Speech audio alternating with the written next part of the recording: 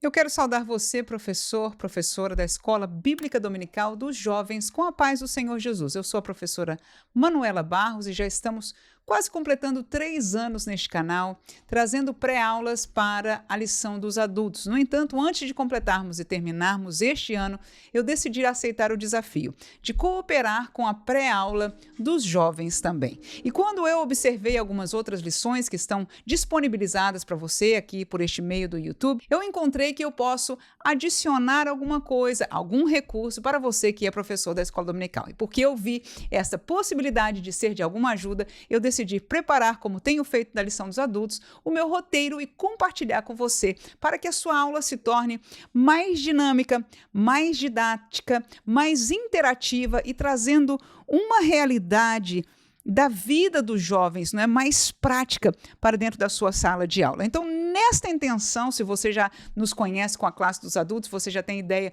de como nós decorremos na nossa classe, no nosso roteiro. No entanto, se você é novo por aqui, mais uma vez, muito bem-vindo. Nós disponibilizamos para você em todas as aulas um roteiro como este aqui. Está disponibilizado aqui na descrição do vídeo. Nós vamos colocar também no primeiro comentário para que você não tenha chances de perder este link que abre para um PDF, que você pode assim acompanhar a lição, aprender com ela, ainda que na sua tela vai aparecer também os tópicos dessa lição. Nós ainda estamos investindo em algum material tecnológico para que, no futuro bem próximo, essas aulas aqui dos jovens estejam mais dinamizadas. No entanto, eu decidi começar hoje mesmo e vamos então ao roteiro da nossa lição, cujo título é Proteção contra a Preguiça. Você vai perceber que eu divido a classe, o roteiro da aula em 3 tópicos como comentarista. No entanto, eu tomo a liberdade de depois estudar minuciosamente a lição. Eu trago uma certa dinâmica, não é, daquilo que nós vemos culturalmente, da vida, enfim, os conhecimentos, né, paralelos, todos muito baseados nas escrituras. Você vai ver que este é um cuidado que eu sempre tenho e nós vamos estar estudando juntos aqui este tópico, mas você vai perceber que está um pouquinho diferente da lição. Quando você ler um e outro, vai perceber que são todos um mesmo ensino, mas nós tentamos sempre ser um recurso adicional, não é isso? Então você vai poder ajudar a sua sala de aula com isso. Eu pus também lá embaixo deste papelzinho que eu coloquei para você uma atividade para ser feito com os jovens, se você assim decidir fazê-lo, e a minha sugestão é que seja no fim do primeiro tópico, mesmo que você use o primeiro tópico da lição e não use o meu roteiro, que você já depois de engajar na lição, você possa fazer essa atividade, mas também se decidir começo da aula ou no final da aula, com certeza você conhece melhor os seus alunos do que eu. Em verdade, faz muitos anos que eu não sou professora de jovens, sou professora de adultos, já fui professora dos jovens, mas há alguns anos, então, eu quero contar que você me dê um feedback, não é? Acerca da nossa aula, acerca da didática que nós estamos usando, e quando você for aos poucos, né, usando o nosso material na sua sala de aula, eu agradeceria muito o seu feedback, se foi de ajuda, se houve uma retenção, uma participação maior por parte dos alunos, porque nós estamos aqui para cooperar, para que a sua sala de aula, para a sua aula, não é, seja mais rica, mais, enfim, engajante com aqueles seus alunos. Vamos aos tópicos, portanto. Primeiro é os problemas de quem escolhe a preguiça. Vamos nomear 3. Segundo, os inimigos e os amigos da preguiça. E, em terceiro lugar, o antídoto contra a preguiça. Então, no primeiro tópico, quando nós falamos dos problemas de quem escolhe a preguiça, nós nomeamos 3. E os 3 problemas que nós vamos nomear estão baseados na leitura bíblica em classe, nos 3 trechos de Provérbios que o comentarista deixou para nós. O primeiro problema vai ser: tudo é impossível. Eu vou chamar esse o leão na rua. O segundo é: tudo eu estou certo. Eu vou chamar de a minha sabedoria. E o terceiro é: tudo dá errado. É a lição da formiga. Eu gostaria muito que você desse oportunidade neste tópico de permitir, se você entender usar o nosso roteiro. Eu sei que é a primeira vez que nós estamos disponibilizando para a aula dos jovens. No entanto, se você, professor, decidir, ainda que seja novo, não é, embarcar nesta jornada de usar um roteiro como este, eu gostaria que você trouxesse a oportunidade neste tópico dos seus alunos participarem no entendimento. Quando você lê estes textos, é permitir que eles deem opinião do entendimento deles. Vamos lá, o primeiro, olha, tudo é impossível, leão na rua. Então, Provérbios 26 e versículo 13, o texto diz assim: diz o preguiçoso, um leão está no caminho, um leão está nas ruas. E aí a pergunta para os alunos é essa: o que é que Salomão quis dizer com isso? E aí deu alguns minutos para eles darem a ideia, né? E a pergunta fica para mim e para você: será que nós entendemos o que significa isso? O preguiçoso diz: não, tem um leão na rua. Ou seja, como nós colocamos aqui, tudo é impossível, é difícil demais, é perigoso, não vai dar certo. Então, este negativismo, que na verdade não necessariamente tem a ver com a complicação do problema, com a monstruosidade do problema, mas mais com uma força interna que Salomão reconhece aqui vir da preguiça. Então, aquele que tem preguiça de encarar a vida, e nós, como seres humanos, mesmo os jovens, na idade, eles já estão começando a ver a realidade. Aí essa é a idade de quê? De vestibular, de entrada na universidade, na força de trabalho. Então, os desafios grandes da vida estão começando a ser, né, colocados diante dele. Alguns tiveram que enfrentar ainda mais cedo do que isso, outros estão começando agora. Então, quando nós vemos esta monstruosidade, porque é a idade de maiores decisões na vida, né, e de situações difíceis aí, então, na verdade, as situações parecem monstruosas.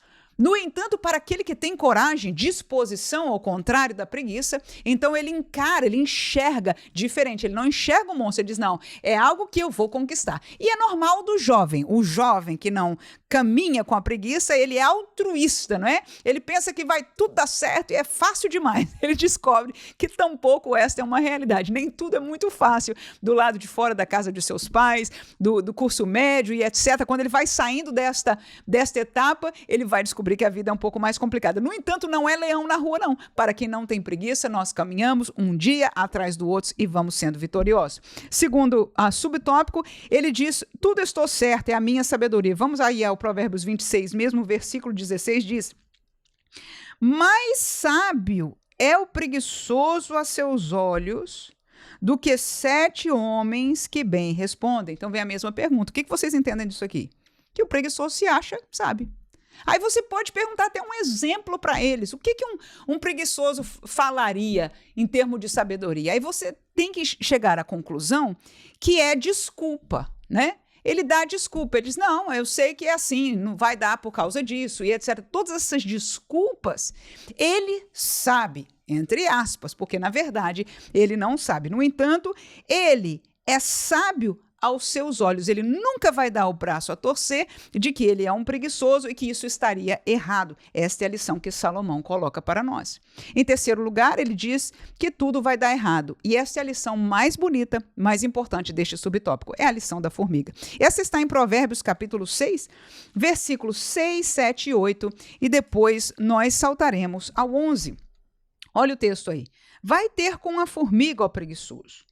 Olha para os seus caminhos e ser sábio, o qual, não tendo superior nem oficial, nem dominador, prepara no verão o seu pão, na cega ajunta o seu mantimento, e aí vamos pular para o 11, não é isso? Assim te sobrevirá a tua pobreza como um ladrão, a tua necessidade como um homem armado. Então, eu aproveitaria na minha sala de aula para permitir eles falarem o que aprenderam destes versículos aqui. Aí deixa vir 1, 2, 3, 4 ideias, né? Então, por exemplo, o preguiçoso tem como aprender com a formiga. Quais são as lições da formiga, né? Então, ele diz: não tem superior nem oficial, ou seja, não precisa ninguém mandando nela, dizendo o que fazer, a hora que fazer, não. Né? Sem esta pressão, sem ser obrigado, e muitas vezes, essa é uma realidade das nossas vidas, até como adultos, né? Aqui entre nós, vamos fazer aqui, fechar as portas para nós, né? Se não tem alguém em cima mandando o que fazer, a gente sempre acha um jeito de relaxar. No entanto, a Bíblia nos ensina a todos nós. Vamos ter com a formiga, vamos olhar com ela e aprender dela. É uma sabedoria, apesar de humana, mas que Deus permite a nós, e está nas Sagradas Escrituras, para nós aprendermos dela. Afinal, nem toda a sabedoria que é puramente humana, ela é errada. Pelo contrário, né? A não ser que ela tenha uma virtude maligna, a sabedoria humana, ela é em parte divina, não no sentido de que ela seja espiritual, mas que é da nossa capacidade humana, natural, do entendimento das coisas. E ao olhar para a formiga, veja aí, que com a natureza nós podemos aprender alguma coisa. Então você pode caminhar em todos estes versículos aí, naquilo que eles podem aprender, inclusive no resultado, né, que é muito importante, da pessoa que leva uma vida de preguiça. Agora, os próximos tópicos nós vamos mexer um pouquinho aí e vamos tentar ser um pouco mais profundos. E é onde você vai perceber que o nosso estudo é sempre diferenciado dos demais. O segundo tópico nós vamos falar sobre os inimigos e os amigos da preguiça. Primeiro subtópico, olha aí, o inimigo é a responsabilidade e o amigo da preguiça é a mentalidade de direito, tá? Então, alguns de nós temos sido ensinados, eu moro nos Estados Unidos, esta é algo que é muito falado aqui por algum grupo de pais e professores, não é? De uma linha que não é a mais tradicional, inclusive acusando a escola e a escolaridade tradicional de trazer esta mentalidade de direito nos alunos, ou seja, tudo eles têm que receber e vem de graça para eles sem ter a responsabilidade de serem, enfim, conseguirem alguma coisa, de se esforçarem para conseguir uma boa nota, de se esforçarem para conseguir, né, vencer contra uns, contra os outros, ser o melhor. Essas coisas, o mundo escolar hoje está colocando como denigrante, como algo que prejudica as crianças, mas, na verdade, nós estamos vendo os frutos. A princípio podemos dizer, coitadinho aquele, né? Então vamos dar o direito para todo mundo, ninguém é melhor do que ninguém, etc. No entanto, apesar de que isso nós, como sociedade, compramos por um tempo e dissemos, realmente, talvez esse incentivar vai ser bom. O que aconteceu? Nós já estamos vendo gerações que cresceram com essa mentalidade de direitos, não estando dando fruto positivo nem para eles mesmos. Então, não estão trazendo um fruto positivo para a sociedade, mas eles mesmos não estão vivendo uma vida nem produtiva, nem feliz, nem nada disso. Então, vamos olhar para a Bíblia, Atos capítulo 9, versículo 15 e 16, o texto diz: Disse-lhe, porém, o Senhor, vai, porque este é para mim um vaso escolhido para levar o meu nome diante dos gentios e dos reis e dos filhos de Israel. E eu lhe mostrarei quanto deve padecer pelo meu nome. Você se lembra aí de quem nós estamos lendo neste texto? Isso, o apóstolo Paulo. Então, ele ficou cego, não é? Porque o Senhor Jesus, encontrando com ele, fez ele ficar cego. Ele foi ali para aquela cidade de Damasco. Então, o Senhor Jesus manda Ananias ter com ele. Ananias diz, olha, o senhor deve estar enganado, né? O senhor não sabe quem é este homem? Ele diz, vai, porque ele é para mim um vaso escolhido. Veja bem, a princípio, quando nós olhamos esta palavra de ser um vaso escolhido, parece que ele, então, por ser escolhido, tem direito a dar tudo certo, né? Então, ele vai operar em nome de Deus, as portas serão abertas e ele não há de sofrer nada. No entanto, esta mentalidade não é bíblica. E você vai encontrar que Paulo não senta num trono de ter direito porque foi o escolhido do Senhor, não é? Para viver uma vida regalada, enfim, que preguiçosa, no sentido do reino de Deus, para o chamado dele. O chamado dele foi levar o evangelho para o mundo gentílico, sim ou não? Sim, até Deus dá aí já um parênteses para Ananias, ele dizia, eu lhe mostrarei o quanto deve padecer pelo meu nome, e isso aconteceu na vida de Paulo. Mas vamos ler o texto do próprio Paulo falando aí, 1 Coríntios capítulo 15, versículo 9 e 10, e se você for seguir este roteiro na sua sala de aula, faça os alunos lerem, né? Você comenta depois, você vai estar ensinando sobre esta, um versus o outro, né? Responsabilidade e a mentalidade de direito, inimigos e amigos da preguiça, num contexto, você está vendo aqui, bem prático, né? Bem próprio da pós-modernidade. Então, você pode discutir isso, falar e ensinar sobre isso, mas trazer os seus alunos participando, lendo o texto bíblico. 1 Coríntios 15, versículo 9 e 10 diz, porque eu sou o menor dos apóstolos, é Paulo dizendo, que não sou digno de ser chamado apóstolo, pois que persegui a igreja de Deus. Mas pela graça de Deus sou o que sou, e a sua graça para comigo não foi vã. Antes, olha aí, antes trabalhei muito mais do que todos eles.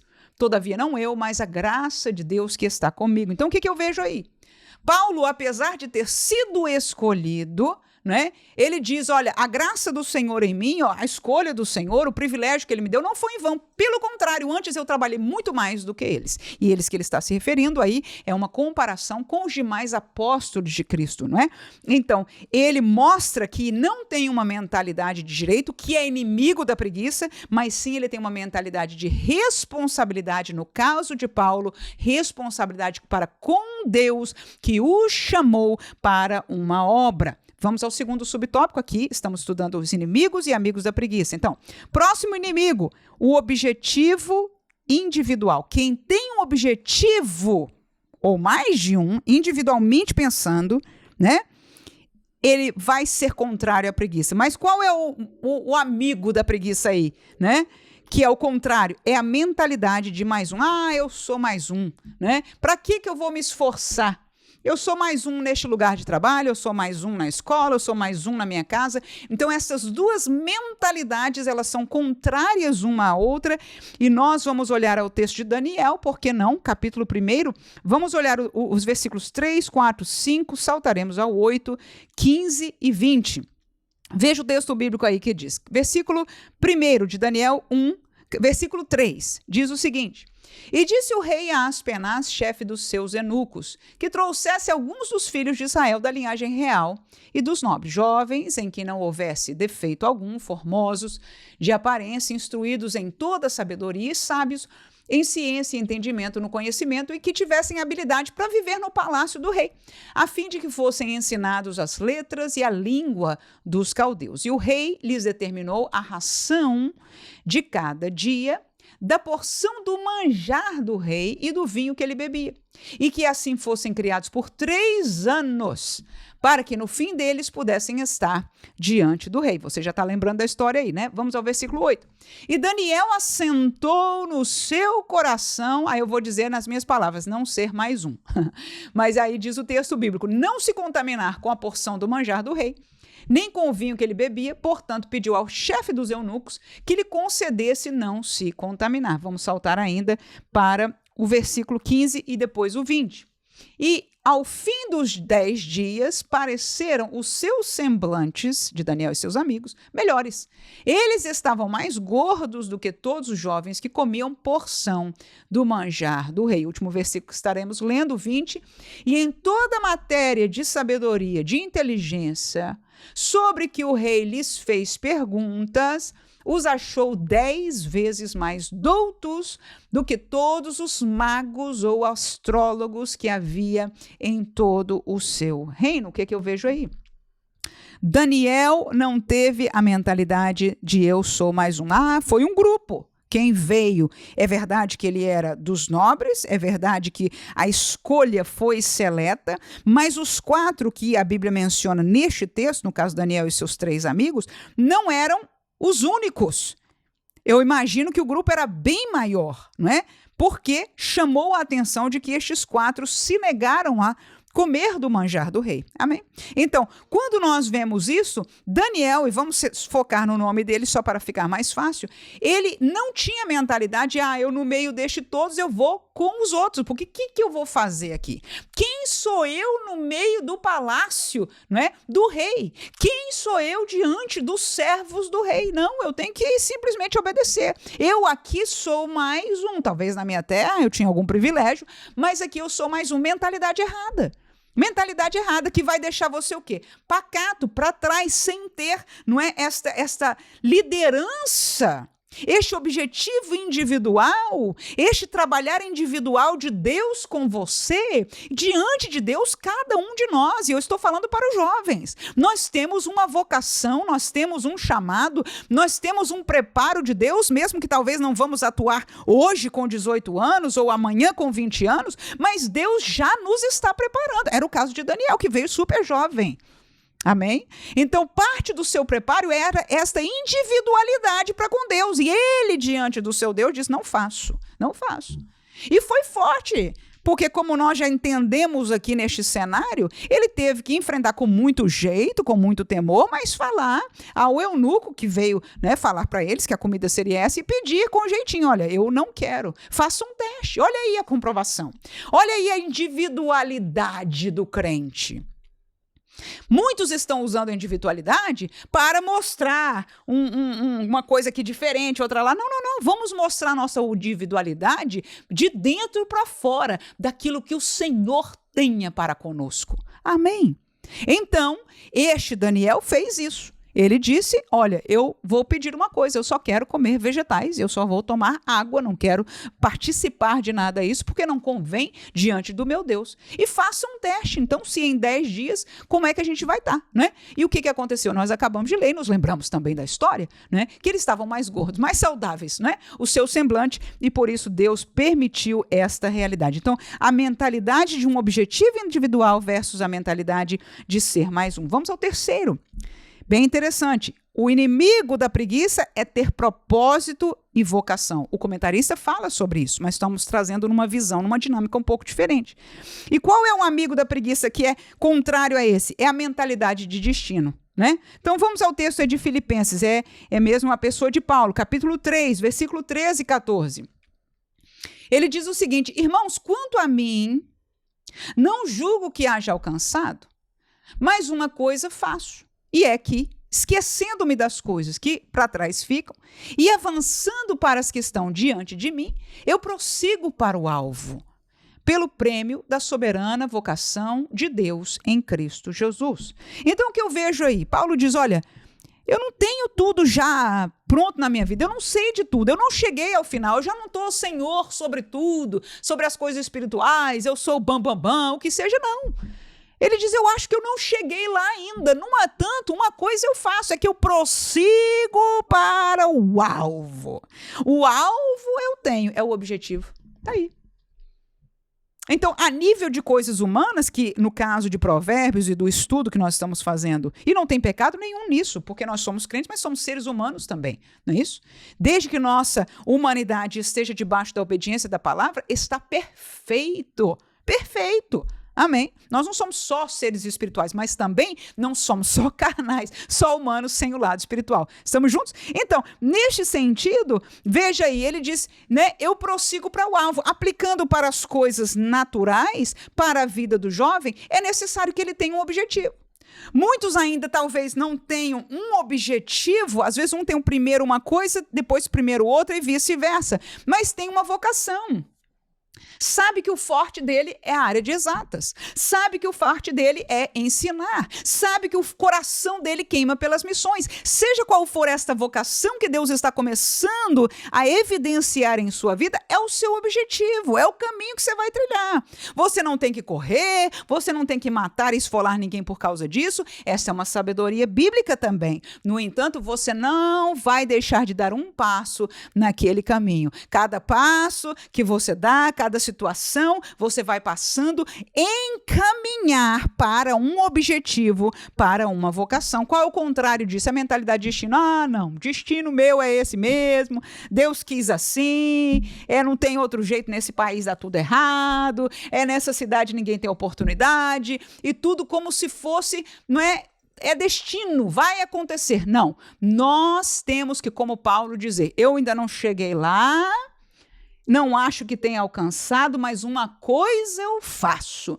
eu prossigo para o alvo. Lucas capítulo 13, leiamos do versículo 6 ao 9, diz o texto, e dizia esta parábola, um certo homem tinha uma figueira plantada na sua vinha e foi procurar nela fruto, não o achando.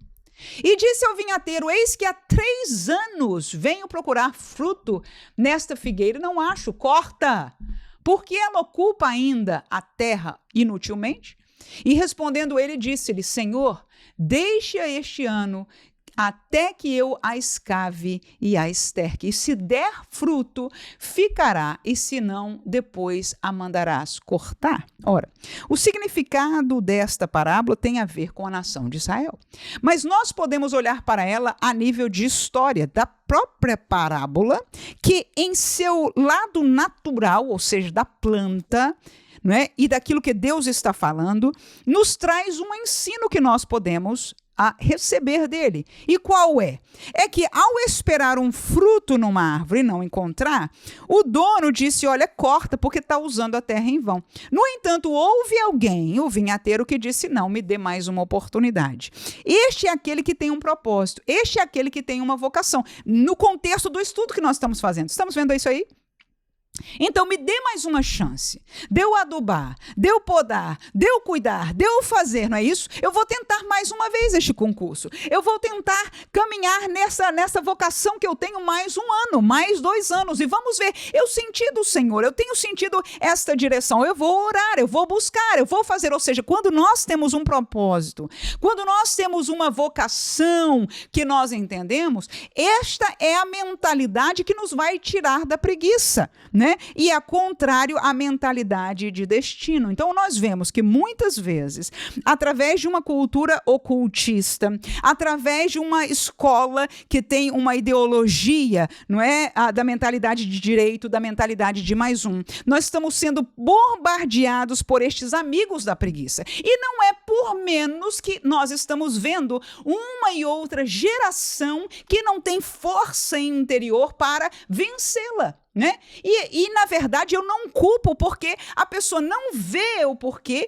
e recebeu uma mensagem contrária. No entanto, a nossa mensagem que nós recebemos é e tem que ser da palavra de Deus. Agora, veja que responsabilidade.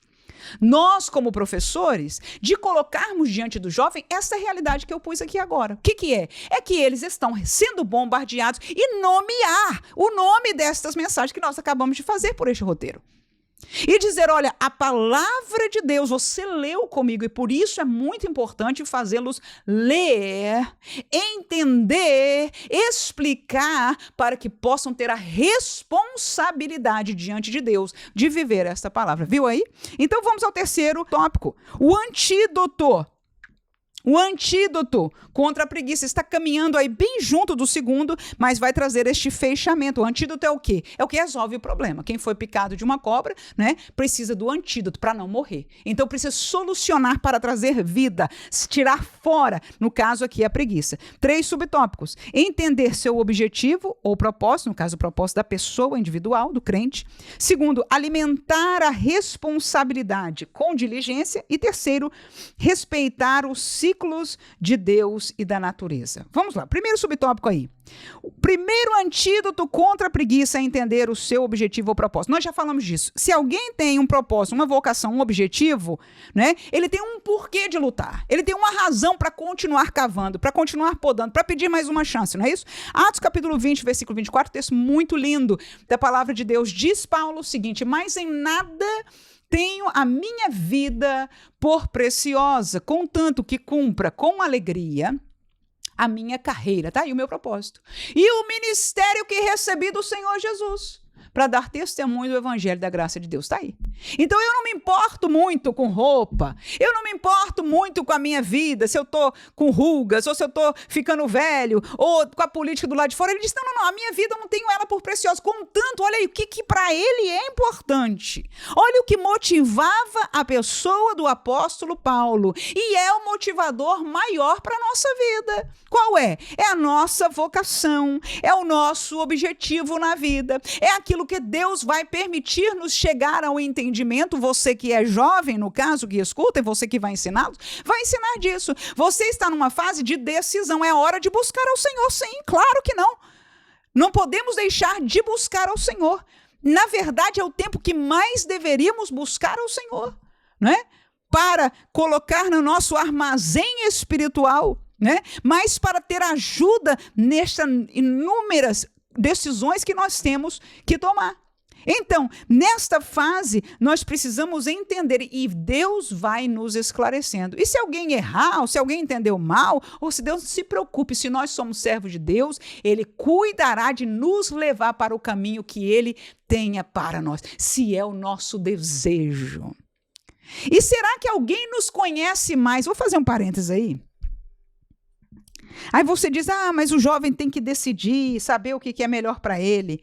E eu pergunto a você, será que alguém nos conhece mais do que Deus? Será que nós nos conhecemos mais do que Deus nos conhece a nós? Então eu acho que nós podemos conversar com o Senhor e ouvir dele, por que não? Alguns, porque olha, nosso Deus é um Deus de liberdade. Alguns, como Paulo, ele escolheu com este propósito. Paulo podia negar, mas Deus já sabia, a presciência de Deus e a sabedoria de Deus é extraordinária. Paulo, entre outros, nosso palavreado, nasceu para esse trabalho, irmão. O homem era zeloso, só que estava no caminho errado. Quando Jesus trouxe ele para o caminho certo, é como peixe na água. Ele já fazia tudo aquilo, agora ele fez para a causa certa. Deu para entender? Entendemos? A mesma coisa nós esperamos de Deus para os nossos jovens. Deus é um Deus de liberdade. Não é que Deus vai dizer, você tem que fazer medicina, você tem que ser faxineiro, você tem que... Não. Nós temos liberdade, mas por que não conversar com um pai? Por que não conversar com uma mãe? Por que não conversar com o pastor? Por que não conversar com o Senhor? Aleluia. Não é isso?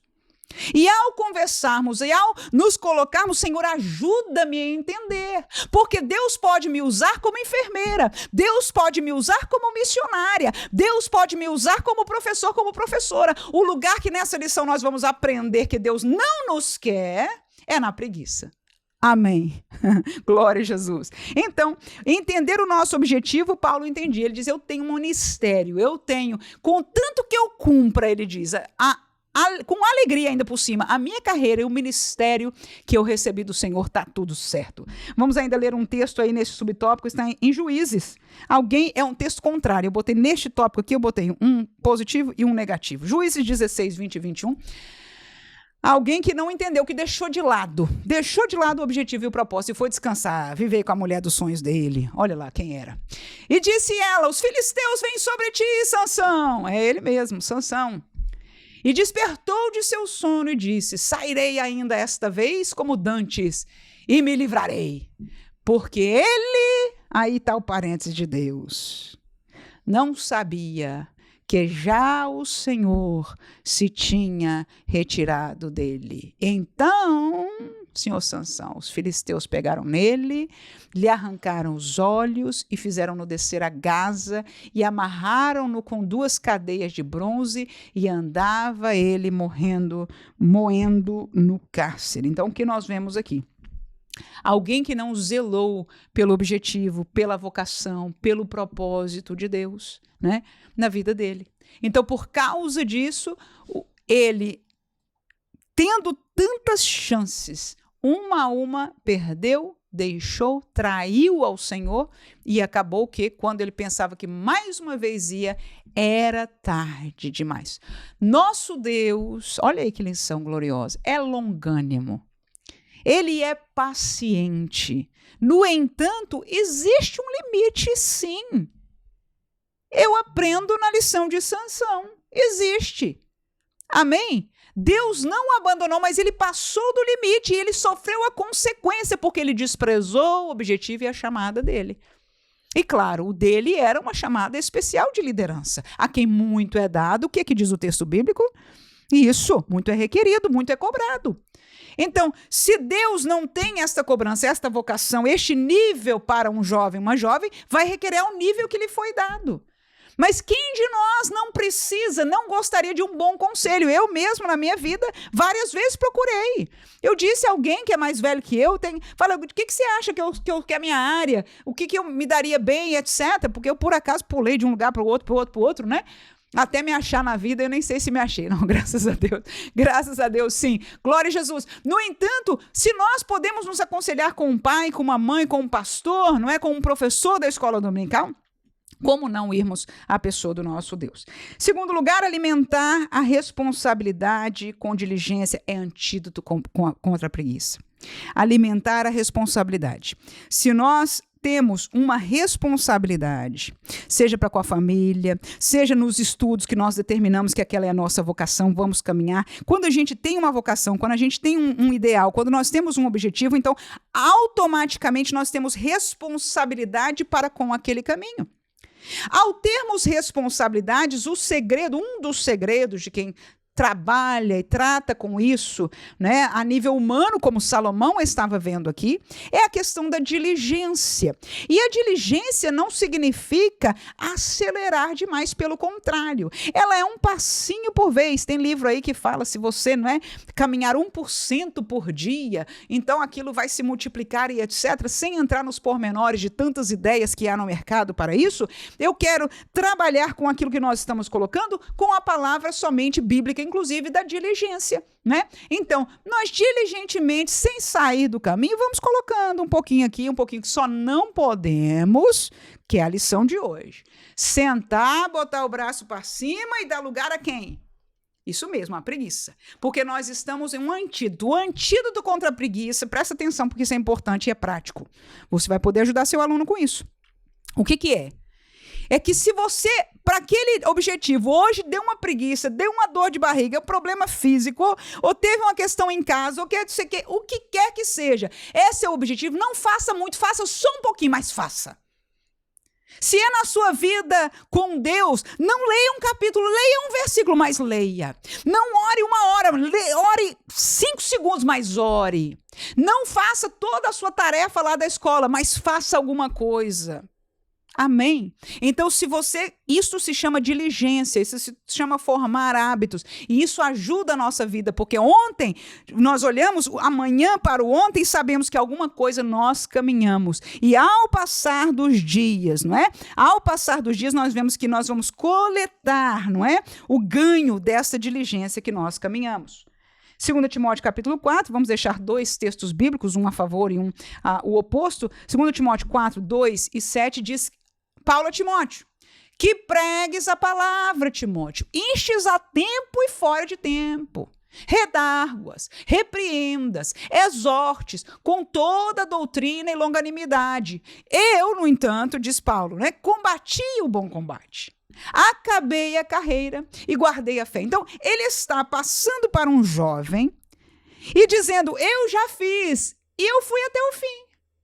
Eu combati todo o santo dia, eu fui, não é como nós usamos, diligente em fazer. E agora eu digo para você, segue, meu filho, segue exortando, segue fazendo, segue. Não é você ser um campeão do dia para o outro, virar o pastorzão maior, não. Mas persiste, foi a palavra dele, persiste em ler, persiste em exortar e tudo isso. Então o que nós aprendemos isso? E aí não deixa a preguiça. Por quê? Porque Timóteo acordava de manhã, lembrava da cartinha que ele recebeu do apóstolo, aleluia, do servo de Deus, do homem de Deus, e ele disse, ele diz, persiste, hoje eu não sinto, eu fui atacado, falaram isso contra mim, mas eu vou ler a palavra, e aí entra em ação aquilo que é maior do que nós, amém? O poder de Deus, a fortaleza de Deus, o Espírito de Deus. Vamos ainda deixar Provérbios capítulo 21, versículo 25, que diz, o desejo do preguiçoso o mata, porque as suas mãos recusam-se a trabalhar. É o contrário, ele não é diligente.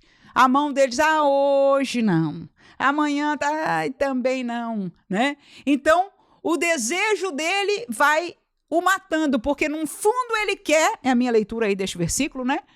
E no fundo ele quer chegar lá, mas ele vai morrer por dentro. Por quê? Porque a mão dele não permite fazer nada. Então ele vai ficando, porque falta o quê? A diligência no caminho da responsabilidade. Se há um desejo, se há uma vocação, se há um objetivo, parte deste antídoto é a diligência. É um pouquinho que seja, vamos lá, tem força. E principalmente jovens, irmãos. Jovem tem força. Às vezes, por causa deste bombardear que nós falamos no segundo tópico, eles se sentem amassados. É um bombardear espiritual, escute por favor, espiritual e psicológico, as duas coisas juntas, não é? Coloca a propaganda que diz, não, para que você vai trabalhar muito, você pode conseguir fácil assim, mentirosas, no entanto, psicologicamente vai atingindo, não é? Esta palavra que vem de fora, e muitas dessas têm setas espirituais nela, e que nós não somos crianças infantis espiritual para não entender que o diabo está aí para parar os nossos jovens,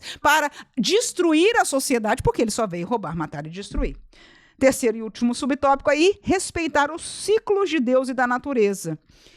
Como jovens, muitas vezes a gente não entende e não quer entender que a natureza tem os seus ciclos. O comentarista falou do dia.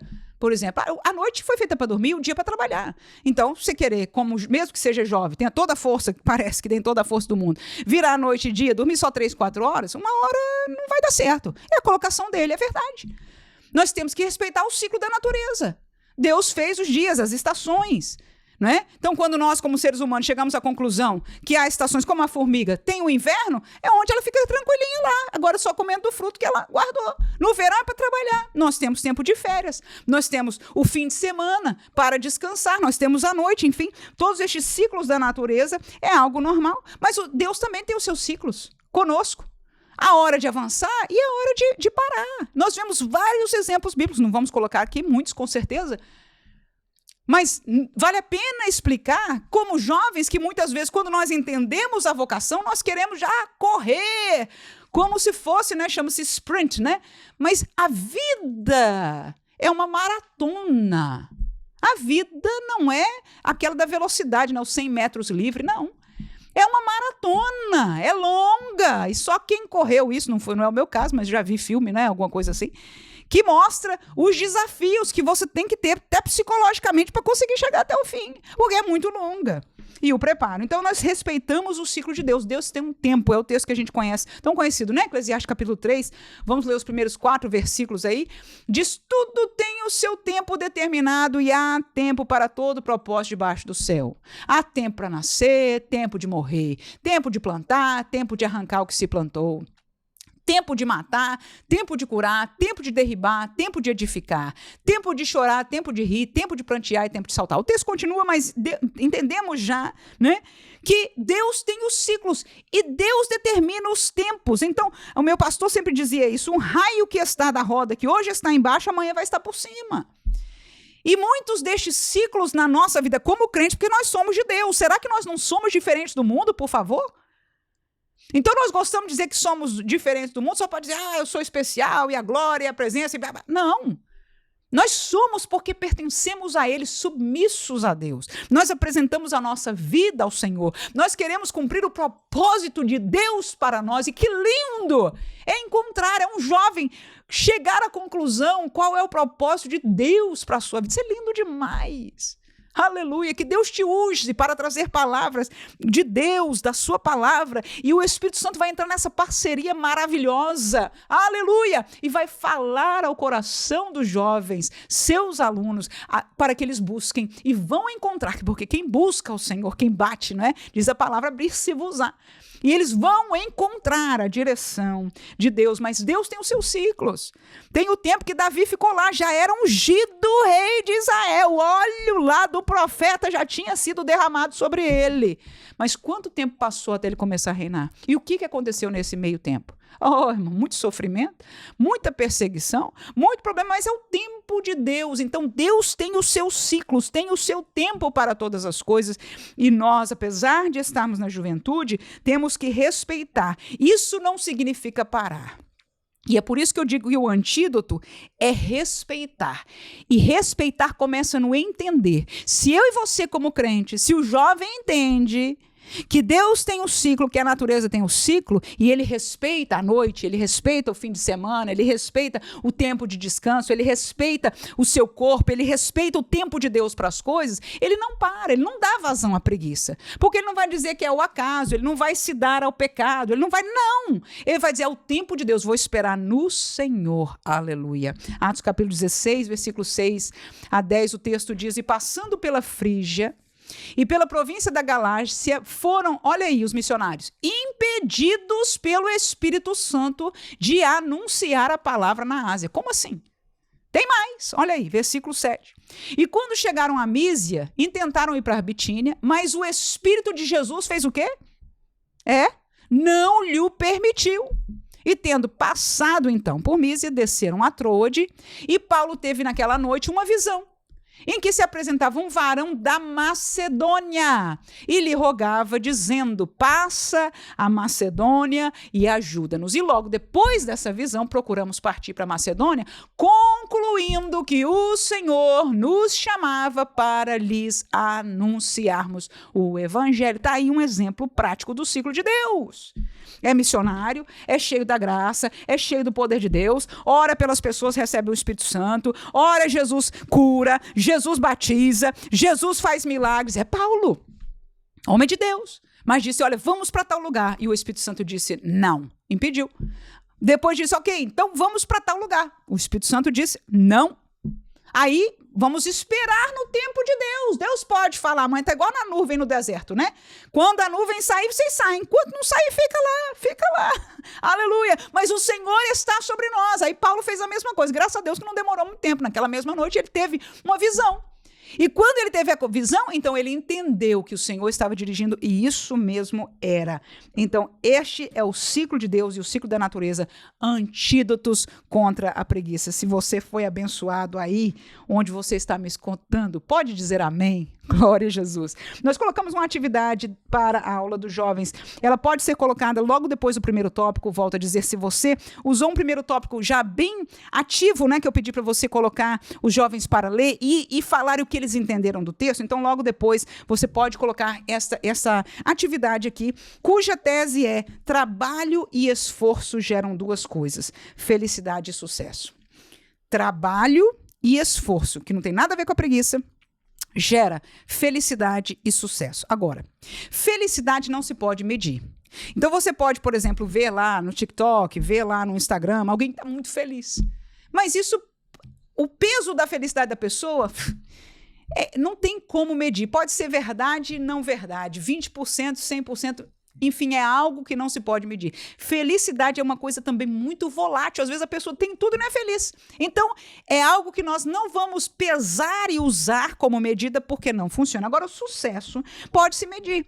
No entanto, o sucesso se mede por critérios. Paulo foi um homem de sucesso. Nunca teve dinheiro na vida, pelo contrário. Foi chicoteado, passou por naufrágios, foi perseguido, sofreu que não acaba mais, mas foi ou não foi de sucesso? Por quê? Porque ele cumpriu o ministério que o Senhor lhe deu. Amém? Então, o critério de sucesso muda, mas já é algo que nós podemos medir. Dentro do dado critério, nós podemos encontrar nas áreas diferentes, como mãe, por exemplo, se você disser, a Manuela, como mãe, ela sucedeu. Outros, talvez, como mãe, não sucedeu. Como professora nessa aula, poxa, ela sucedeu. Ou você dizer, infelizmente, ela não sucedeu. Então, sucesso é algo que nós, dependendo do critério, podemos medir. Então, eu gostaria que o trabalho ou atividade seria essa.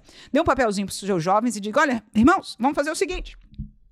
Liste 3 pessoas aí, ponha 3, 1, 2, 3. 3 pessoas que você acha que tiveram sucesso, independente do critério, né? Talvez seja um atleta, talvez seja um músico, enfim, qualquer pessoa aí. 3 pessoas que você conheça ou conheça pelas mídias e etc. 3 pessoas de sucesso. Agora, põe um tracinho na frente aí, a segunda coisa que você vai colocar. E essa atividade está descrita para você aqui embaixo, tá? Mais uma vez, se você é novo, na descrição do vídeo, né? Ou no primeiro comentário, está disponibilizado para você, à vontade para você abaixar, tem um PDF aí acompanhar. Então, a segunda questão aí é, adiante, ou seja, na frente de cada nome, coloque a palavra esforço ou preguiça, de acordo com o meio que essas pessoas chegaram ao sucesso. Ora, se você listou o seu jovem, né? O seu aluno, ele vai listar o número 1. Ele colocou a pessoa lá, Daniel, sei lá que Daniel é esse, ele falou, Daniel Motrim, sei lá, eu não conheço essa pessoa, não existe, tá? Tô inventando o nome, mas que para ele foi a pessoa que ele conhece de sucesso. Aí ele vai dizer na frente, ele chegou a esse sucesso pelo esforço ou na preguiça? As chances é de que ele vai colocar a palavra esforço na frente. Então, vai botar esforço. E a última, ele vai fazer isso para os 3 nomes que ele colocou, tá? E o terceiro passo aí deste trabalho é um fator de esforço que você viu ou ouviu sobre essa pessoa. Então, se você conhece o Daniel Motrim, provavelmente, talvez, vamos dizer que você tenha visto no YouTube vários vídeos dele, tá? E eu tô falando do seu aluno, né? E você sabe que ele chegou àquele sucesso porque ele fez isso.